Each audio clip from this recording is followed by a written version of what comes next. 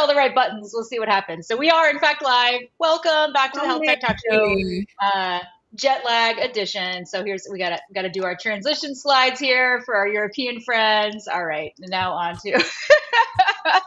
Hello, everybody. Melissa, we missed you so much. Hi, guys. Yeah, we really did. Gosh, we did. So much. She's back. Yeah, we only screwed up one of our shows, although we did. It turns out the microphones that we got that have the free lavaliers, I read the actual instructions when I got home.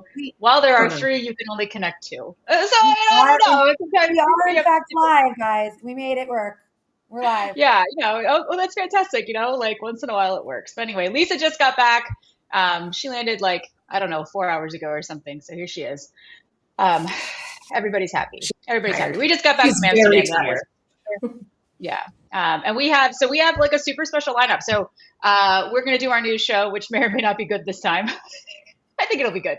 We're going to talk about some things we learned when we were in Europe, in the Netherlands. And then we're going to have two new special friends who are joining us very, very late and their time, because we actually met them over there. And they're going to go over some really cool survey findings that they've done. These are the people from Galen Growth.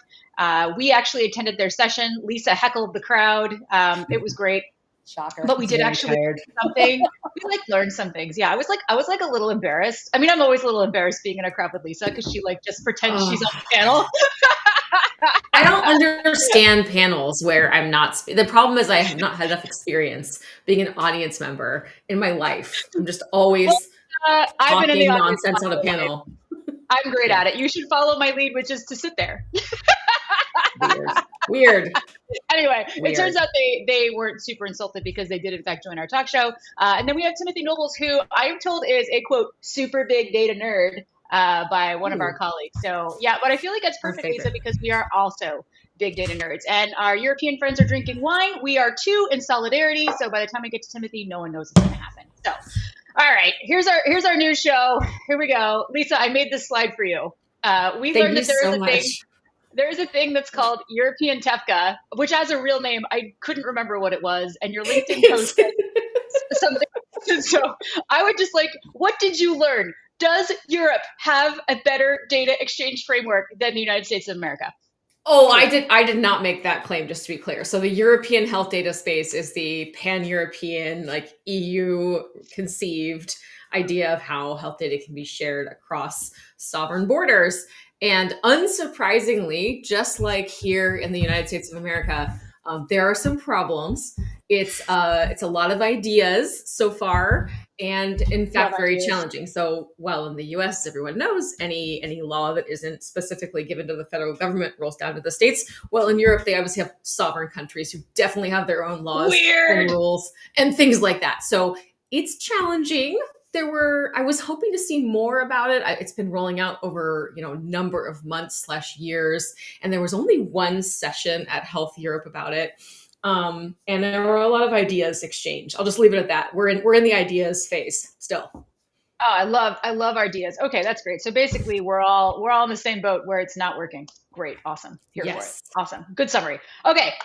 So this is, we're going to do the health thing in the front, and then we're going to talk about actual news that happened that Lisa collected all week. This is our best friend, also mayor of basically the whole world, Ritesh Patel. He was also a DJ at Health Europe, which was great. He is a DJ with a weekly show. Amazing. I know. This guy's basically the mayor. Everybody knows him. And if you don't, that means you're probably not a somebody. So I don't know what to tell you about that.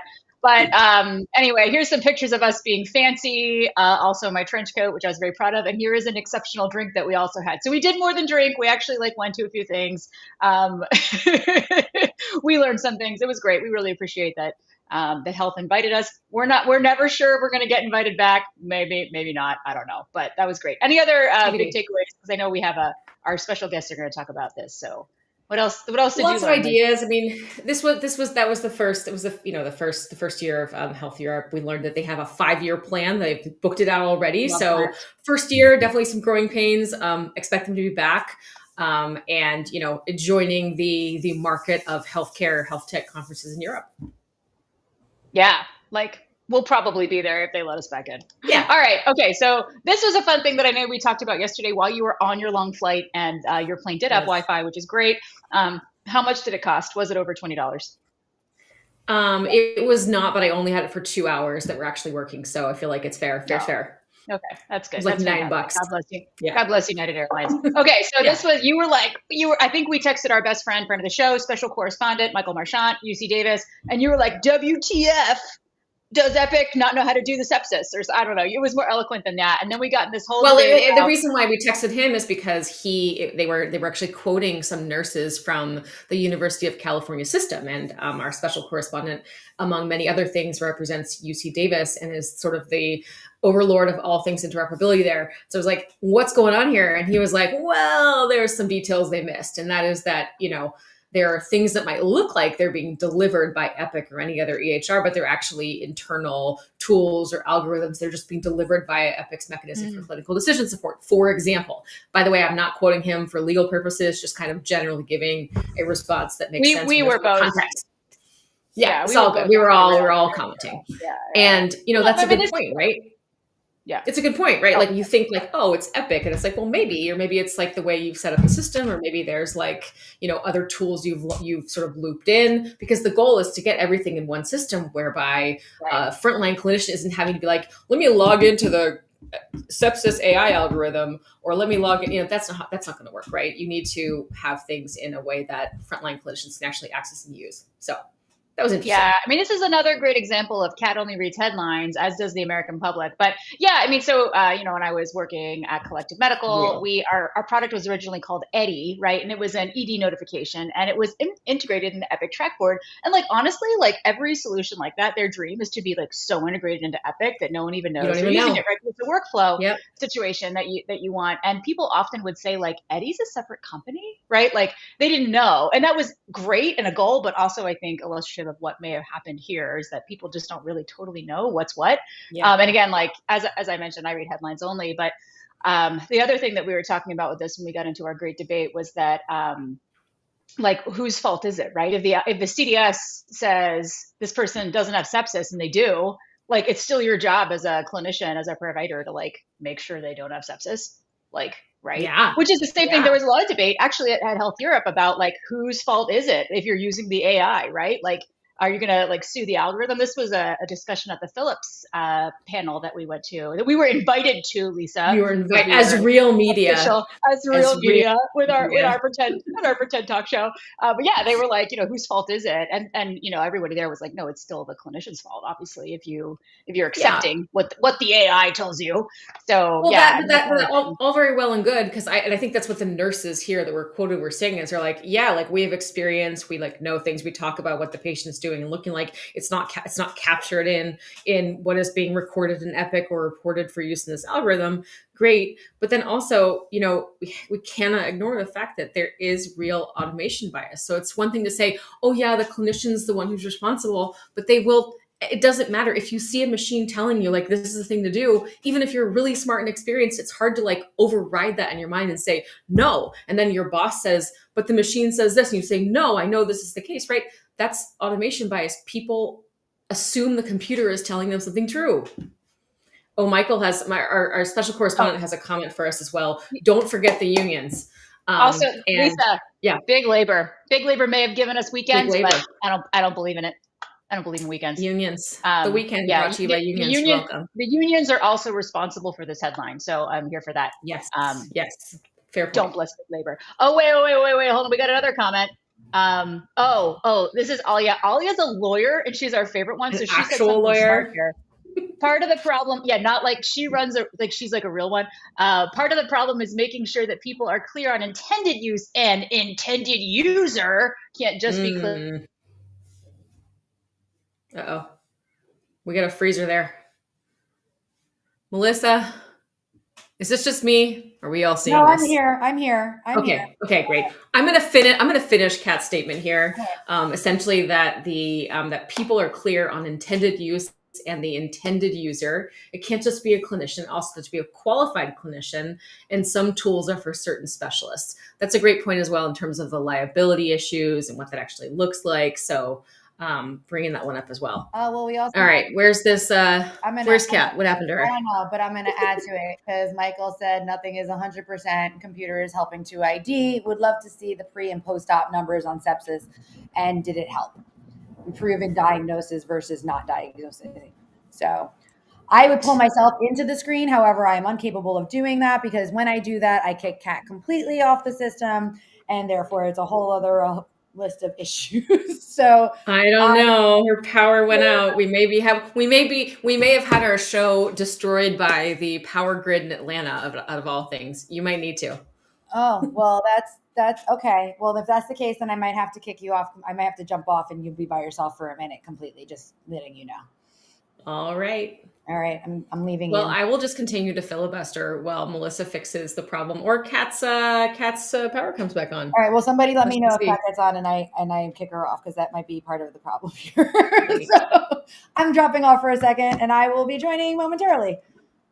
All right. Well, this is a new twist on our technical difficulties, including the power grid. So let's see. What else can we add to this story here? What else happened when we were at Health Europe? I feel like the tenor of conversation around AI was maybe, and this might be a little bit of like ugly American talking, was a little bit maybe like 6 months to a year behind the detailed levels of conversation happening at the US health tech conferences. And it might just be the kind of people who were able to be attracted to the conference in its first year without, lots and lots of experience, essentially. But, I heard a lot of generalities and platitudes about why, how AI was going to be used in healthcare. I didn't hear a lot of specificity in terms of, like how that was actually going to happen, what that was actually going to do versus kind of like AI is going to save us. You back, Melissa? I'm back. I'm Kat right now, so I'm going to jump to the next slide. I really don't know what's on the next slide, so I hope I got it. Well, now we're actually going to wish you to bring in Sarah and Julian. I don't know if we can do that. I can. Wait, no. The next one's just the Philip slide. Go to the next slide. This slide? The next one, yeah. This slide? I don't know if it's working. You might have to change the scene. There we go. Okay. There you go. I got it. Okay, great.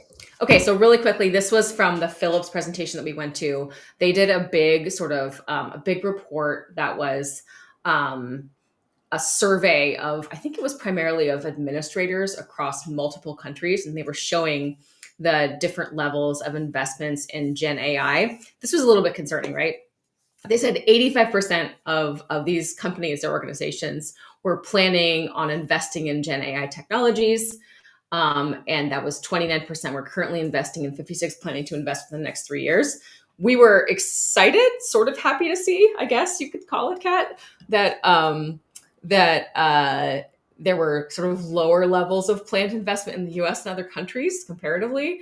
But then, of course, some of the follow-up, I think that maybe the next slide, or maybe it was the follow-up question, said like, most of them think like AI is going to also kill us potentially, right? Wasn't that this one?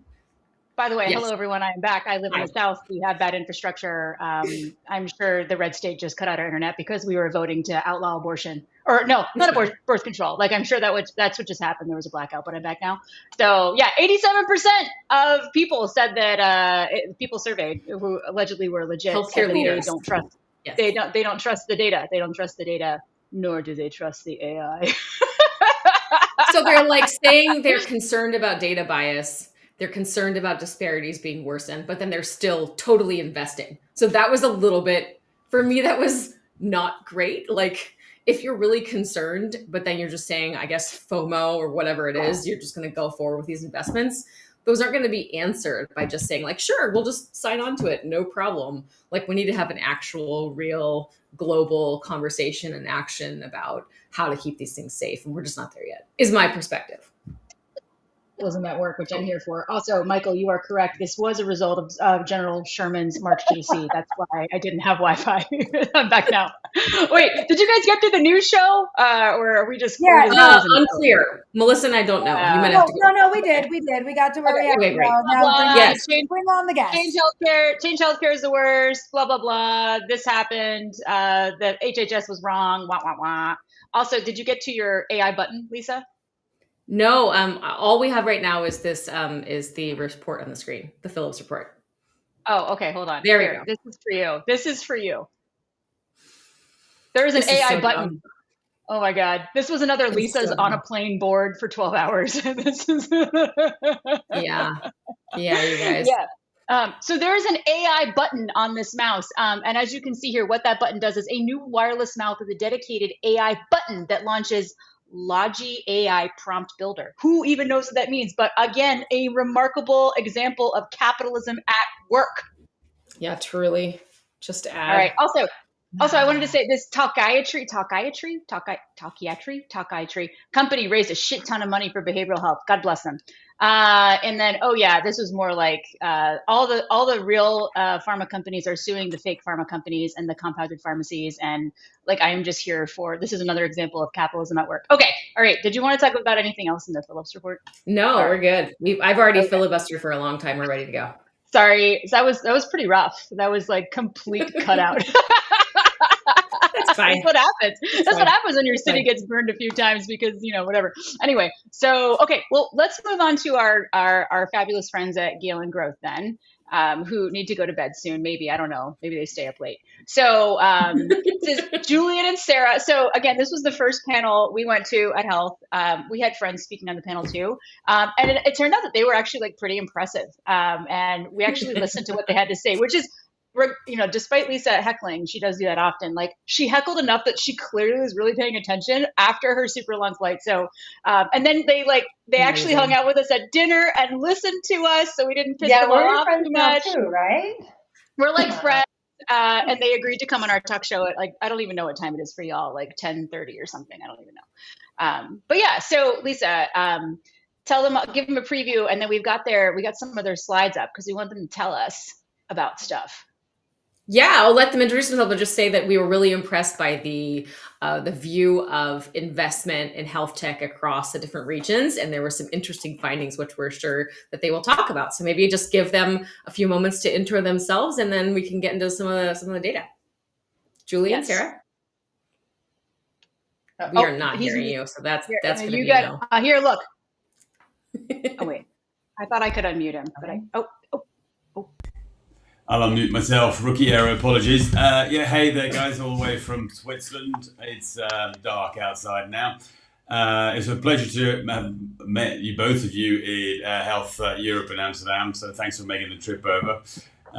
You realise that Europe is not a fun place to be, but we're still playing catch up with the rest of North America when it comes to tech innovation. But that's great. You guys can make the mistakes and we can learn. we do. Excellent. Well, we're happy to learn.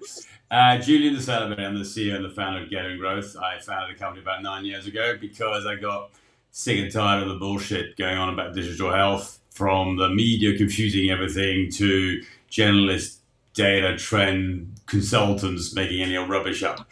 So we decided to create Gale and Growth and create our own team, get our own data, and therefore develop our own insights and keep all the bias and hype out of the picture, which is why people like Sarah joined us, who have all the analytical skills to keep us true to our cause.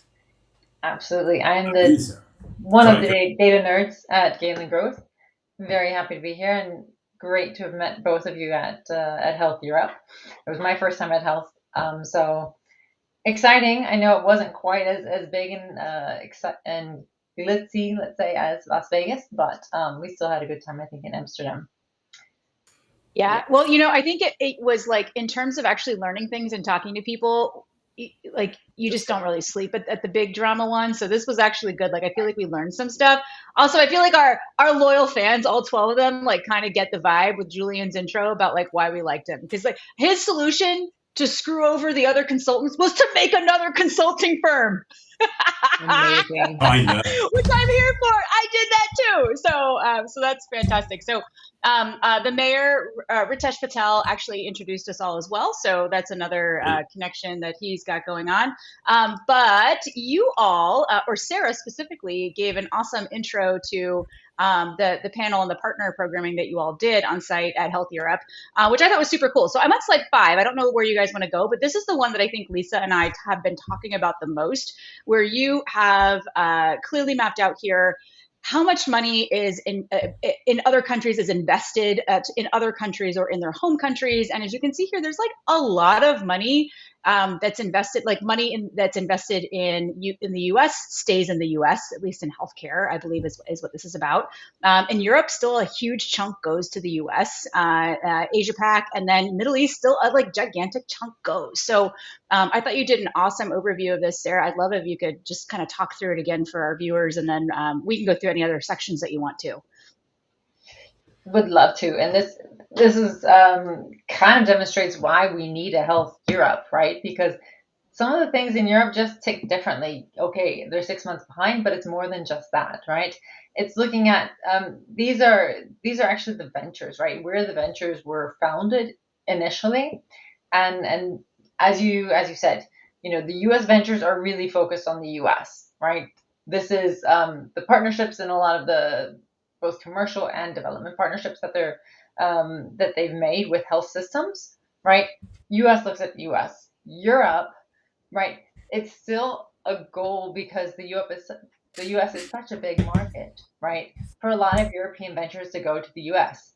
Does it make sense? Well, I mean, on the panel we heard NHS ticks completely differently than U.S. health systems. So usually, many times they try to go to the U.S. They do those partnerships. It says there on the slide, 17% of the partnerships that they sign are actually with U.S. health systems. And here NHS is a good, absolutely a good example. But they aren't always successful, right, with those U.S. partnerships. So it's very much a localized focus. European ventures staying in Europe to as much as they can, 77%. But you still have that big draw to the U.S. because it's such a big market. Yeah, so what I thought was really interesting about, and I was just trying, like, I don't know, I think my slide numbers are wrong. I don't have the right slide numbers that you just mentioned. But anyway, it's fine. If you tell me what the slides look like, I will go to them. But what was interesting on the panel was everybody talking about, obviously, like, getting into the U.S. market is really tricky because it's really like a reimbursement game, right? And Lisa was making the comments, like, heckling in the background, like, that's because we have a printing press and it never stops and all the money comes off, right? And so, like, we don't have a capitated market. There's lots going on there. You have to figure out, like, I mean, it's less about like patient outcomes and more about can you bill for this and can you make money?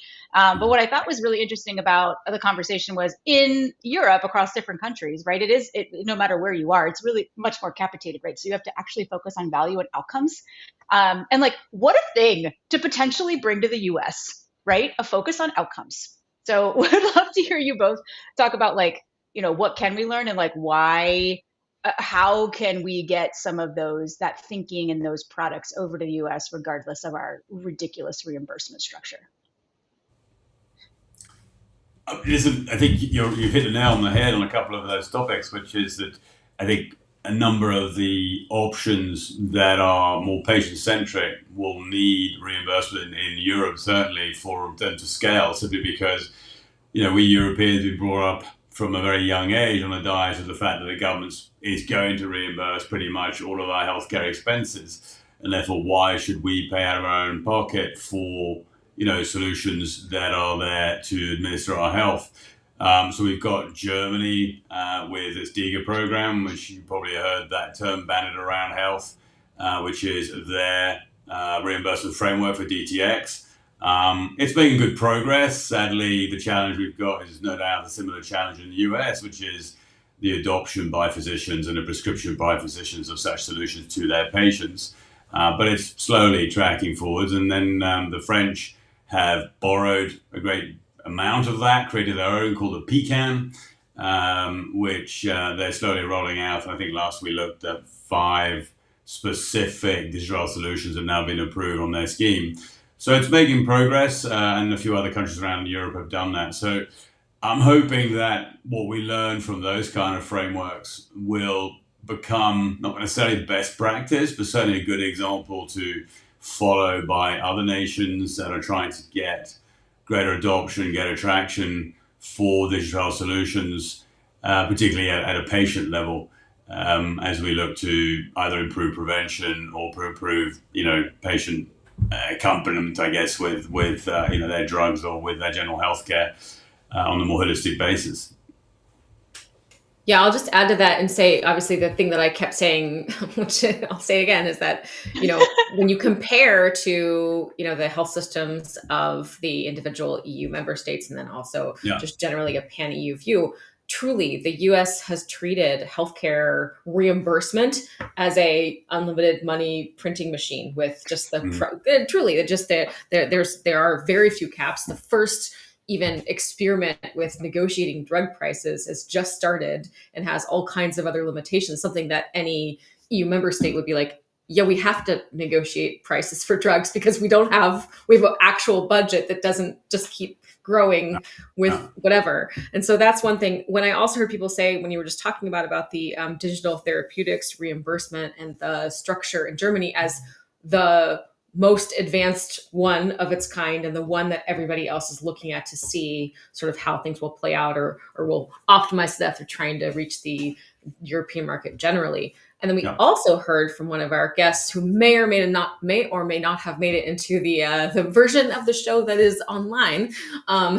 She was saying that she's from this is Valerie Storms, who is a CF patient advocate, but also works for a pharmaceutical company, Daiichi Sankyo. And she said, the Belgium by itself obviously has basically zero negotiating power and really hard to find reimbursement paths there. Obviously, they work together with, there's the Benelux sort of group of countries, but they still have only a tiny little fraction of the power or the structures that Germany or France does in the space.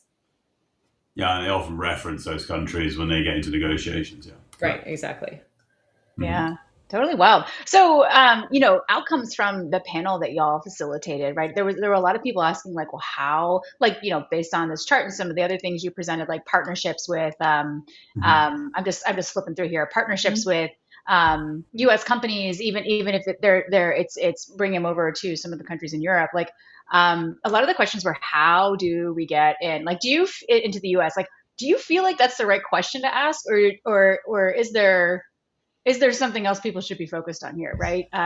Because I feel like, again, rightfully so, some of the panelists were talking about, like, when you come to the U.S., like, you do lose some stuff because you're focused on the financial angle as opposed to the outcomes angle.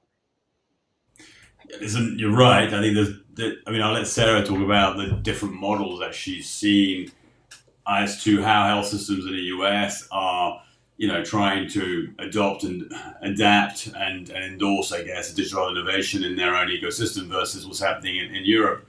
One of Europe's fundamental problems is that it's extremely well endowed when it comes to digital innovation and the volume of innovators that are innovating. Some really truly innovative, some a bit more incremental, as it is the case in all ecosystems. But its main challenge is the fact that it's in its early stages. It relies heavily on a diet of public funding. There's some really good governmental schemes, similar to NIH, but certainly more generous in terms of the long term, up to about sort of growth stage level. The challenge for a lot of innovators in Europe is what happens beyond that when they move into growth stage, which is why the US suddenly becomes that shining beacon the other side of the Atlantic. I was talking to the CEO of Ada Health, which is a well-known German digital health venture, which did quite well during COVID, but found the whole environment very limiting post-COVID, of course, as health systems realized the total cost of COVID and needed to start rethinking about their generosity there. And he literally just transplanted ADA Health over to the US. Has gone from strength to strength ever since, and has declared himself profitable for the first time this year. So you can see why that trajectory is well adopted. But it's worth, I think, touching on those partnerships. You're right, and how are US systems looking at US ventures as well as European ventures? And Sarah's got some data points on that. Yeah, I mean, it has a lot to do with that money printing machine that you guys talk about, right? Of course, they want to go to the US. They want part of that money coming off the machine. There's a huge amount of the U.S. GDP goes to healthcare. You guys know that as much as I do. But what you're showing on the screen right now is a lot. It has a lot to do with who's successful and who's not, or who will be successful and who won't be successful. U.S. health systems, they all get together and they invest in the solutions they think have the most promise, right? If you look at the venture capital going in by U.S. health systems, they all have venture arms. If not their own, then they invest through General Catalyst or something like that. And usually when one invests, multiple invest, right? Mm-hmm. They cherry pick the best solutions. And something like Mayo Clinic, right? They will go to Europe, right? They have gone to Europe. I don't forget the percentage. You can look in the report. They have gone to Europe and brought ventures over, but then they incubate those ventures, right? They invest in them, they incubate them, they train them, they mentor them, they give them access to patients and to data. They were at health as well. I mean, Mayo Absolutely. was at health meeting startups. Yeah. That's what I was going to say. John Lampko was on the main stage talking about Mayo Clinic platform, right? Yeah. So yeah, they cherry pick across the entire globe. They can. And then, like I said, and they incubate them, and these are the startups that are successful, right? Because they have the access to the data to the hospitals. And so unless a European venture gets into that system somehow, or somehow gets the attention, then it's going to be really hard to get into U.S. health systems.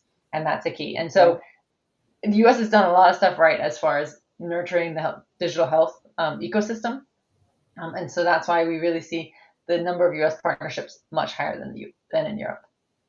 That's so interesting. Yeah. There also, just a note from the news today that I just saw this morning, Risant Health, which is a partnership between Kaiser and Geisinger, just announced their actual first thing. They brought in a health system in North Carolina, and the way that they're describing it, everyone's like, what is Risant Health even going to do? What is this like partnership? What does it mean? Cool name, I guess. But how is Kaiser going to actually expand their value-based care work along with Geisinger, who are these two, very integrated health systems.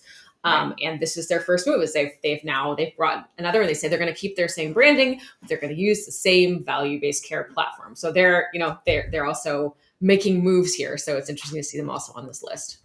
Yeah, there's a lot of partnering, and they work together a lot. Yeah. Yeah. So question for you guys, at least this is like what I heard when I was like mushing around on the show floor, is that in Europe, and our friends from the Digital Therapeutic Alliance were actually in attendance at the conference too. Yeah, it seems to me like it's actually like DTX is actually far more accepted in European countries than in the US. That is the impression I got, that there's more excitement about it, that there's more incentive to adopt. And in the US, you've probably seen, we have all these nonprofits and like research orgs like slamming each other for their shitty reporting, and they could have done better, and like these things don't work, and why should an insurer adopt them? But it seemed like there was more acceptance and excitement about them, at least in Amsterdam at the conference. Is that true, or like what are your thoughts on that? Yeah, I'm not sure I would echo that particular sentiment. I think we probably get a little less irate than you do in the US. I mean, we had to refrain from wading into I forget who it was, those organizations that were getting very hot on the collar around DTX and diabetes, and was it truly representative? Yeah. And so Sarah and I looked at it, we read it, and we thought, do we wade in, do we keep out? And we thought, well, we'll just keep out and let these guys arrive at some sort of outcome. But I guess there's probably more patient acceptance of the fact that it's there, and as I said, things like DiGA in Germany are trying to create adoption of that. But I sense we're just a little less vocal or activist about the merits of DTX. I think in Europe, but I mean I'll let Sarah opine. But it's also possible that we're more naive, right? We're a little bit behind. Probably. So it could just be the experience and kind of the big name, let's say, companies that have gone down in flames in the US that has kind of tarnished the image. Yeah, Right, it's out. I think the way to tell. There's been a few. Yeah. But the way to tell when Europe gets really excited about something, they'll start bringing out regulation. That's our chief export. So true. That's our chief export in Europe. We develop regulation and try and spread it everywhere. Well, okay, so speaking of regulation, it actually sounds like y'all are a little bit ahead on AI, right? So we, like Lisa and I, I know you haven't watched all of our shows because we're new friends. But one of the things we often like roll our eyes out and vomit a little, but also get excited about at the same time is AI, right? We're like, oh my gosh, like the AI button on the stupid mouse, right? Like that's dumb.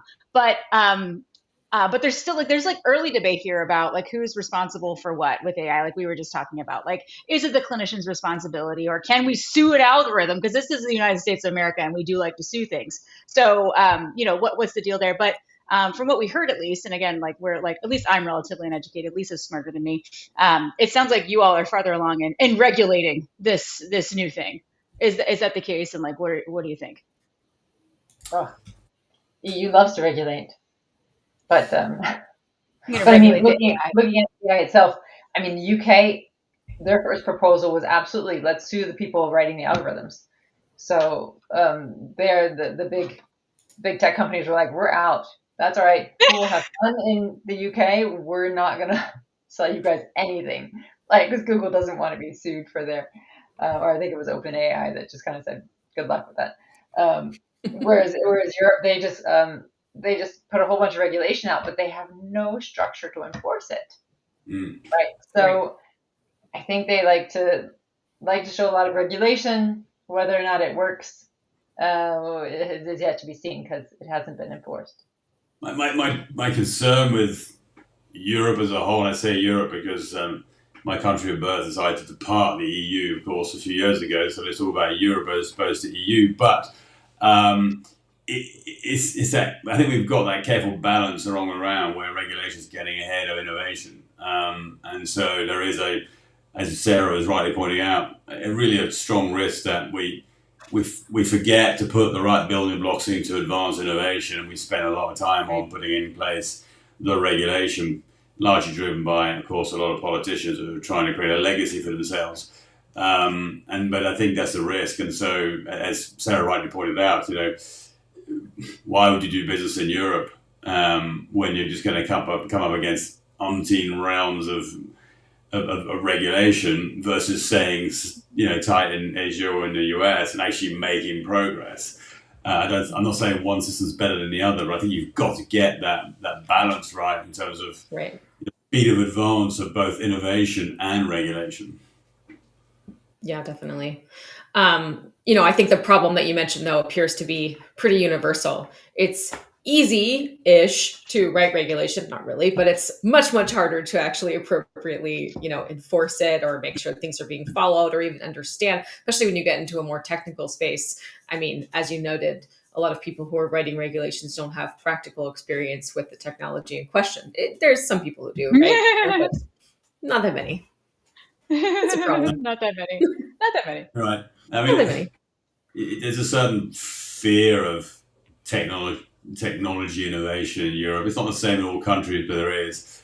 And I think, the panel you're referring to was an interesting testament to that when you're thinking about, CIO of Atlantic Health talking about the speed of adoption of ambient listening between physician and patient versus the NHS expert demonstrated the fact that there was a certain fear of using the technology at patient level as well as physician level, which of course was slowing down adoption substantially, and therefore none of the productivity gains were actually being obtained. And all health systems, whether it's a European health system or a US health system, are suffering exactly the same productivity challenges.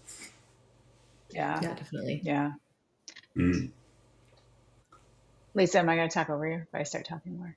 No, go ahead. Okay, I know Lisa's a little tired. I'm taking a nap, a mental nap right now. She just got back. So what's up for you guys next? Because I really loved. I've only been exposed to you guys a little bit. Apparently, you were in Poland for Health Tech Forward, and I was busy drinking some other vodka somewhere else. But what else are you guys covering coming up? What's going on? What can people look forward to seeing from Galen Growth? Yeah, no, that's an excellent question. Thanks. Listen, we spend most of our time, of course, working with our clients to help them navigate digital health in an informed and unbiased way, but we also publish. And so the excerpt of slides you saw today is really a very small subset of an annual analysis we conduct of what health systems are doing in digital health and looking at the key trends there. largely because, digital health, we can argue that point, but, it's definitely 10 years plus old. So it's certainly got to a point where it is maturing. And of course, current climate is accelerating that, as we saw with some of the headlines we've seen over the past few months. But clearly, at the moment, two centers of gravity are driving innovation, scaling, and to some extent where the dollar money is going. And for us, that's the affectionately known tech bio. So what biopharma is putting into tech investment to drive productivity in its pipeline. But the other one is what health systems are doing and how, of course, they're improving productivity through tech innovation. And so it's fascinating to hear our panel members on Monday. It feels like a few weeks ago, but it was only early on this week we were all together.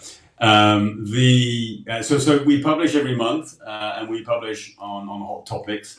Last October, Gen AI being the darling of everybody, investors, corporates, all alike. A lot of our clients said to us, what is truly happening in Gen AI? Can we get beyond the BS and really look at what's happening, particularly in the context of digital health? So Sarah and the team spent hours crawling through trying to figure out what was marketing a la mouse that you just showed us versus what's truly AI going on. Every December, we have a good look at what biopharma is actually doing in digital health, and we have fun ranking them, which pleases some and others scream blue murder, but that's the purpose of the analysis. Every year and every mid-year, we do a full key trends analysis. So that's looking at every single region of the world, not just North America. So it always makes it very interesting from that perspective. Sarah, what else do we look at in terms of hot topics? Oh, it depends on what's hot at the time. That's true. Come to galengrowth.com and check it out. Yeah, Nice. cool. Well, yeah, no, we think you guys are awesome. We deal with a lot of people send us reports. We love what you guys have put together. So all of our loyal fans, these guys are a great resource. So we're going to see them again soon. I think we're going to Barcelona together, right? We're going. I think we should. We'll see you in Barcelona. Yeah. Well, we'll see you in Vegas, hopefully. Right on. Yeah. Oh, so that. All right. We'll do it. Happy to join you again on the chat show, the talk show, to talk about some of the other things we're seeing. Nice. Yeah. Well, let us know. We're here every Friday. Here we are. As you can see, technical difficulties and all. We'll be here. So thank you all. Thank you for joining us so late on a Friday. We hope that you have many more drinks and that your morning is hangover free. So thanks, y'all. Fantastic. Okay. Thank you. Thanks, Lisa. Thanks, Kat. Bye. All right. Now we have our next special guest who's been waiting patiently while we relived our experience with the Stroopwafel and small tiny coffees. Listen, the Americanos were not Americano sized. Just so everybody knows. They were small coffees, but they were very strong. I had a lot of them and I could not sleep. So also, I feel like it takes a lot of confidence to stroll up as an American to a adorable Dutch cafe and say an Americano, please. They just knew it was happening. And I felt great about it. I felt like everybody knew it was happening. So, Timothy Nobles, welcome to our talk show. Thank you so much. I love it. So grateful to be here. Thank you. Yeah, you're welcome. I watch this all the time and I just giggle incessantly and I love it. So thank you. Oh my God. We have a super fan. Okay. So, our Wi-Fi might go at any time. So who knows what's going to happen here. But our good friend Erin George did tell us that you are a super data nerd. She did tell us you loved the show. Well, we weren't sure if that was true or if that was she was just buttering us up. It is we true.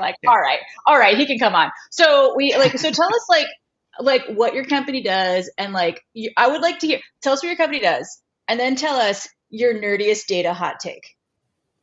Oh, geez. Okay. Gotta think on that for a second. So I'm with a company called Integral, and so we focus on the idea of helping protect privacy-sensitive data, right? So said another way, regulated data. In America, under HIPAA, that usually manifests itself in the concept of the expert determination, which basically is saying, hey, this data set, through these techniques and methods, is now got a statistically non-zero risk of re-identification. Hopefully people would do more of that. You guys cover those headlines quite well, so And, but in general, just any kind of privacy sensitive regulation. And we also take a lot of focus on the idea of unstructured data, which is, historically been kind of difficult to deal with. And so we've built a lot of algorithms and technology that allow us to help with that, which thus feeds a lot of large language model development, but in doing so in a compliant and privacy protected sort of way. Oh man, that is like some nerd stuff. I am Oh here man, for it. we're in the deep weeds. Oh my God. Well, All right. So it's a big area hottest- right now. And there are lots of companies that are asking for like partners in the space, right? Who are like, how do we navigate this if we want to train our models? What were you going to say, Kat? Go ahead. I just wanted the hottest hot take. Like I'm like, Yeah. waiting for it.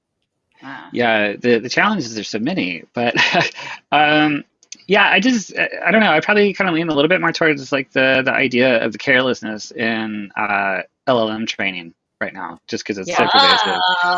And it's like this much effort, you could cover your ass in 1,000 ways and actually produce something that's durable and won't land you in jail. So I just wish more people would pay attention to that part. So why don't they? Why don't they? Just because it's like, is it just like cutting into the margin a little too much, or like are people lazy, or do they not know?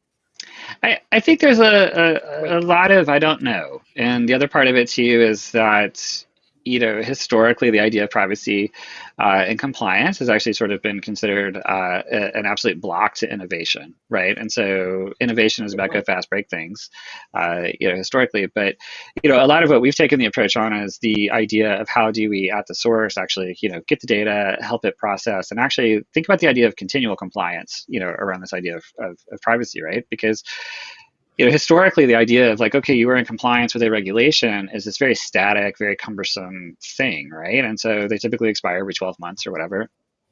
And okay, that's great. Please do that.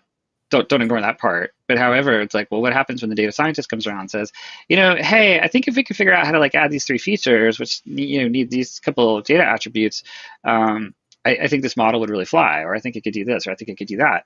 And then you have to go commission this whole long process, 90 days later, hopefully, some cases longer, some cases a little faster. You come back, and meanwhile, all the strategic value and the opportunity to do anything about it is just long since roasted. And so, we've taken this, ability to where the technology allows us to, in just a couple of business days, actually have a full understanding of like, cool, add it. You're fine under your current protected schema. If you need to write a new one, like, cool, let's go write a new one, and just get it done, and really enable a lot of very forward thinking and experimentation while maintaining the idea of that protecting identity. Yeah, I'm like, our special correspondent Michael Marchant says that it's also expensive to bring LLM training in-house and do it privately and in a more secure way versus using open and available models. I think especially just we know about how human beings operate in IT organizations and how many people still even just click on things and create incredible, like awful cybersecurity incidents, i.e. Change Healthcare. Like, just like machine still works. you have to take more steps to do this in a private and secure way, like you were just saying. Mm-hmm. Yeah, I mean, the thing is that, data collaboration is a really important thing, right? And I mean, it's like, you guys have touched on this before as well, but it's like, you only need so much data. And there's a little bit of data minimization. Do you actually need it? Like, let's go focus on, what's actually required here around the use case. But then it actually makes it a lot more straightforward to build the right kind of pipes. And then, you can have your pure like privacy and infrastructure, friends help you make sure that you're staying safe there. But the goal is to really make sure that you can actually facilitate collaboration, right? I mean, there's some really wonderful tokenization solutions out there. I won't run down the list. There's plenty, but like, and that's a really great step. And then there's also some additional, cryptography, approaches that allow you to actually like, hey, does putting this data together actually make sense for us without having to move the data around? And so like, there's a lot of these steps that like, if you're willing to take an extra, just a few days, relatively speaking, to say, okay, well, cool, before we actually enter into this from a commercial, point of view and spend all this money on this data and start moving all this stuff around, is this actually going to work? Is it actually going to help us? And so that's a place that we've really, chosen to try to go put a lot of focus towards. Yeah. Do we think there's going to be a tipping point of like enough people getting, having financial and legal consequences before it's taken seriously? I mean, what's going to get people to actually pay attention to this in the entire life cycle and architecting decisions? Yeah, well, I mean, hot take. I mean, we're long past that. It's just the consequences haven't caught up yet. You know, Hey, I mean, There's a hot take for you, Kat. well, yeah, Jail we missed, is when, coming. it's just win. Because of Sherman's March to the Sea, we didn't get to totally go into the newest headline, which I feel like is an old headline, but I guess it just keeps getting bigger and bigger. Is the United Healthcare, because we've been told we should not call it Change Healthcare, as that is a PR move to divide the two companies, right? Yeah. But United Oh. Healthcare's big old data breach, they're saying now it's like the vast majority of patient data has been exposed. Like that's like, like we always say, a fifth of the U.S. economy is healthcare revenue cycle. That's like all of America, basically. Like that's Yeah. a lot of people, and like those people are just like hanging out, right? Like you're right. I think we're past the point, but haven't yet seen the consequences. Maybe there won't be any. Maybe not. I don't know. I don't get to write those laws, but we can definitely look at history. The point of complying usually doesn't really come around until the consequence regulations are written. And I mean, just like when the transparency and coverage, like the machine readable files, like no one complied with that until all of a sudden some teeth showed up in the consequence, right? And then like that, everybody, hey, there's machine readables everywhere. Pick one. It's just that motivation to actually move. I mean, I think my biggest fear with AI in general is just the speeding up of bad things, right? Bad things were already happening, right?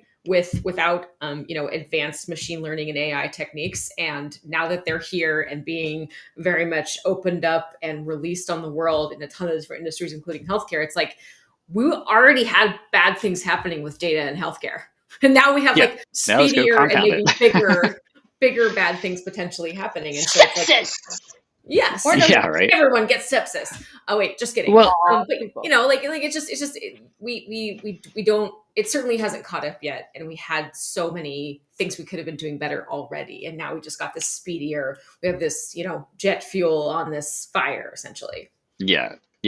Well, yes. So I mean, to that, one of the things I would say is that, like, I personally am like a huge advocate of the idea of like really trying to go understand where the bias sits in the data, right? So I mean, to your point about bad data, a lot of times the data itself might actually be really good, but however, it's like really biased, and you don't really think of it that way because you look at it and you're like, oh, this is a quality file, and like here's all this rich information, but then instantaneously it's skewed towards a socioeconomic class, and all commercial payer, no self or government pay, and the approaches towards care adherence and participation with the system is the emergency room versus the primary care, and it's like, but when the data starts getting weighted that way and you shove all this stuff off into these various learning models, and it just starts going haywire, and then, like, it just goes and wanders and wanders and wanders, and it just, I mean, to your point, I like just and the point on sepsis earlier of like, at some point, well, the box does it, but the doc is going, no, that's totally wrong,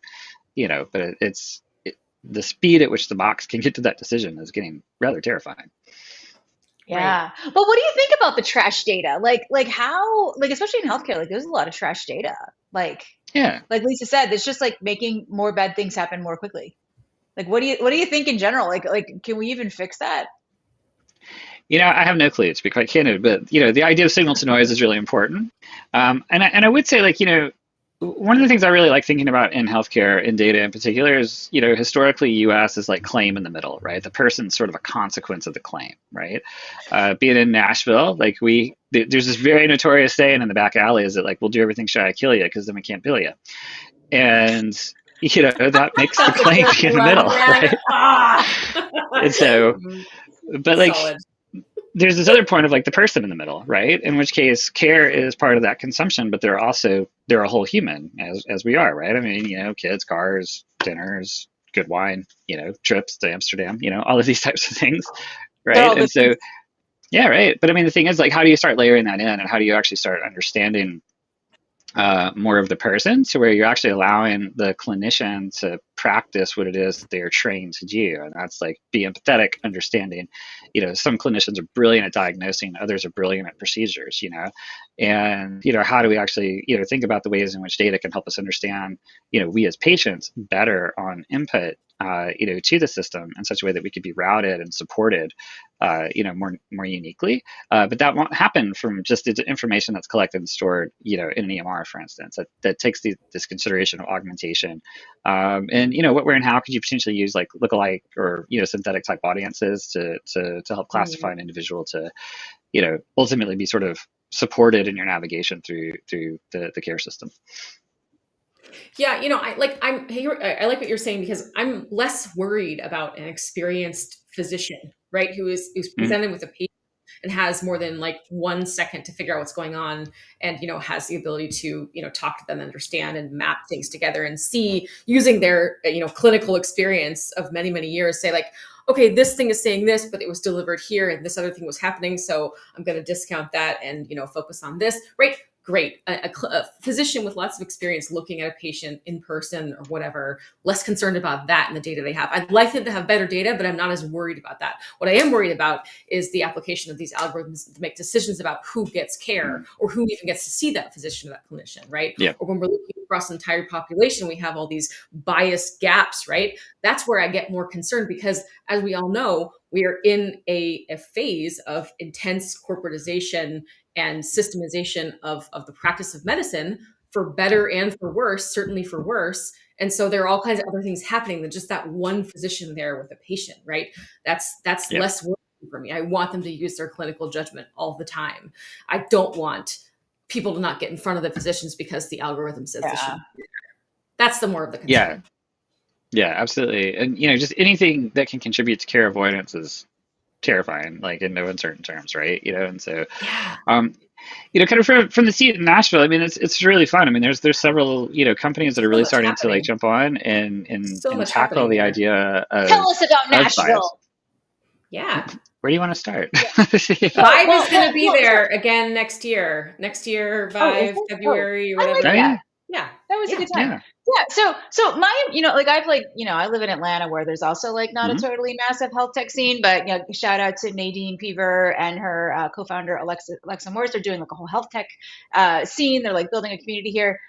We had like the early McKesson situation, and then like Atlanta kind of tanked. Nashville, I've thought always has like really tried to have a health tech scene. I know like MDON, now Change Healthcare, now McKesson, well, whatever the hell they're called, the Change Healthcare again, is there, but like largely like a services town. Like, what's the like tech scene? Like, what's going on? Like, what's tech scene's probably actually a lot larger than you think. Newsweek just did a top 50, and one of my old shops actually got named on that, on the data and analytics scene. There's I guess a friendly shout out to Trilliant Health. They're in the predictive analytics space, that helps a ton. And I mean, there's a ton of shops popping up. We've also got some really good stuff happening down in Chattanooga with Platypus AI, which they do a ton in the AI field, and it's like Chattanooga is just down the street, sort of between the two of us, I guess, technically. But yeah, I mean, we are heavy, of course, on the service side. I mean, you got whatever 3 or 4 of the top 10 health systems that are based here. Not dissimilar to the digital health, conversation that we were having a little bit earlier. I mean, one of the things that's been really neat is watching a lot of alumni from the LifePoints and the HCAs and Ardent, et cetera, go off and do these specialized ventures. There's one, Levara Health in particular, that the results they've posted on MSK neuro spine as well are just like stunning. But what they did is they started focusing on the human. And it's like, oh, well, diet matters, access to other people matters. PT is probably an important thing before we go chop on your back, and it's like just doing some of these basic things, and like mental behavioral health around it as well, because I mean, anytime you've had an impact to your physicality, that's of course going to affect your mental state, and like focus on those things. And I mean, the outcomes you're seeing and avoidance of surgery, high risk surgeries especially, is just stunning. It's like really cool seeing a lot of that kind of learning from the big systems, like, and then taking that focus and say, hey, these are challenges that the care delivery system really faces, and how do we do it? And they are very technology intensive businesses, even if sort of the endpoint is around that one-to-one service, kind of clinical interaction, if you will. We only have, so God bless Nashville. We're excited to be there all the time. It's great. We have a great time. Anytime. We'll like totally come. We'll have a party. But Lisa and I, we like trash talk a lot on AI. So but like it is obviously happening. Like it's like things are happening, and that's great. What function or what like category do you think AI is going to be most useful for the near term in healthcare? Yeah, so, and I mean, there's already some good evidence of this going on, but, in terms of like radiology reads, the speed at which that can do, which is great. I mean, computers are brilliant at that kind of thing, so let them be. And surfacing the things that really should have, trained radiologists take a double check on. I think there's a lot of that going on. I do think that in terms of like care adherence, there's a ton of technology opportunity for AI there. There's some really impressive companies that, are using like behavioral and motivational models, around how to get down to a do less of this, do more of that type, simple prompts on preferred channels, that, where you're seeing that, you're actually seeing the cost of care go down for that person, but meanwhile, the quality of life go up. So, I mean, I think there's a lot of very encouraging things there. Otherwise, the PDM score is like through the roof on, most of it, because it's like, don't let it think for you. It can't. I mean, my hope is that we as humans and practitioners around this remember to be discerning about the answer. Don't trust it at face value, at least not for a while. At some point, the singularity will be upon us, and we'll deal with that then. But Oh my God, this is like some nerdy, sexy stuff. I'm like, yeah, what? Okay, so we have 0 minutes left. So Timothy, this is actually you are like definitely like a deep state data nerd. I'm like here for it, excited about this. This is why it's great to never prepare for your show. You meet all kinds of interesting people, like our European friends, and I should call them that. So like global citizens. But so like give our audience like one more of your many hot takes. No. I was taking a put on the spot on this stuff. Yeah, I don't know. I'm actually quite content. I'm so sorry. No, you gave us a good one. That's fine. Yeah, but you know what? We will end the show with looking at how great this eagle looks next to my face over here with the flames. I think that's a pretty badass call. This is the configuration that we will use moving forward. So thank you to Julian and Sarah for joining us so late and sharing with us those insights. Like, we are super impressed. We cannot wait to have you back on our show all the time. And Timothy, you may have to be our nerdy, sexy data person. So like, watch out. We're going to like email you and text you. So, all right. Well, thank you everyone. So thank Lisa, so okay, we're going to like move you off here. We're going to bring our girl Melissa back, and we're going to wish Lisa some sweet dreams tonight with her severe jet lag. Yeah, it's bedtime. And Melissa's going to San Diego next week, or so I've heard. And so she's going to I'm going to be there too. Both of you. Lisa will be speaking at the San Diego Information Exchange Conference. I don't know what it's actually called. It's the San Diego 211 CE Summit, and I'll be part of the keynote panel with some very important government people who probably will not be used to my antics. That'll be great. And then also the rest of the Civitas team will be there too, partnering with 211 San Diego. They're awesome people doing really important community information exchange work. So join all of us. Melissa, probably Desiree. I am looking forward to you guys giving some correspondence from that show next week. And Lisa, I'm excited that you will be in your natural state, which is on the panel instead of in the audience. Again, we'll continue your training on how to be an audience member. Melissa knows how to do that. We'll keep it going. So, all right, goodbye, everyone. Thank you for watching our nerd show, our fake media show, and we will see you next week. See you later.